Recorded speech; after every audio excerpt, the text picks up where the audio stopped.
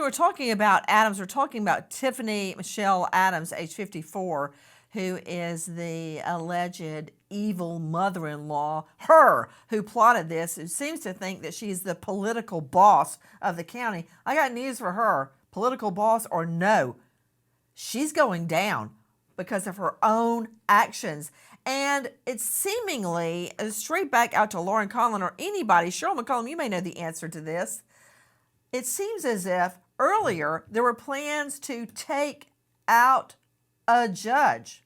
Another relative was concerned about the custody issue and was told that no need for concern. They would not have to worry about the custody battle much longer because, and I'm quoting from the affidavit, Adams, that's the grandma, the mother-in-law, quote, had it under control, that she knew the path the judge walked to work and would take out Veronica at the drop-off. Take out Veronica at the drop-off. What Nancy, about that? Yes, jump in. Tell it on herself. She has told on herself, I think, for the last 9 years. I think there's probably been threats all over creation. And let me tell you the most striking thing for me, this woman, the ex mother in law, cannot stand Veronica. She has made that clear. Veronica's no good for the children. They're not safe with her. She probably doesn't cook and clean. She doesn't take care of them. They're only, you know, okay when they're in her custody. When Veronica did not meet, pick those children up, especially on the daughter's birthday. Remember, it was her birthday. She would have been the first person, Tifany would have been the first person calling the court saying, she's in contempt. I told y'all she was no good. I've got these children sitting here crying because their mama didn't show up. Is this baby's birthday? When she didn't do that, she didn't make that call pitching a fit. That told me right there she's involved.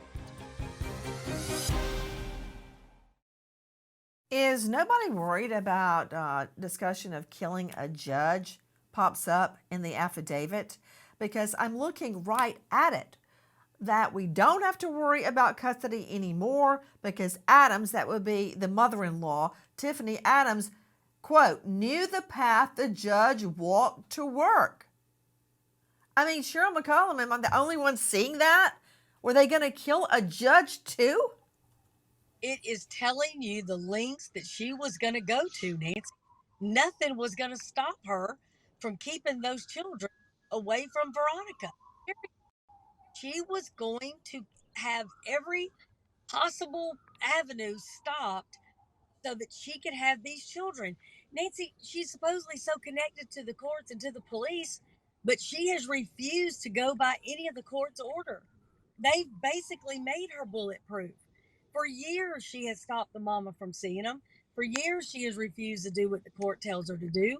And when it looked to her that she could no longer control the court or the victim, she killed her. That's how it looks, plain and simple. There is the death penalty in Oklahoma. Kelly Hyman, there have to be special aggravating circumstances in order for a prosecutor to seek a death penalty, and those have to be clearly enunciated far prior to trial in writing. There has to be an announcement the state is going to seek the death penalty, and there is a very limited number of aggravating circumstances that will suffice. However, more than one body is one of those aggravating circumstances.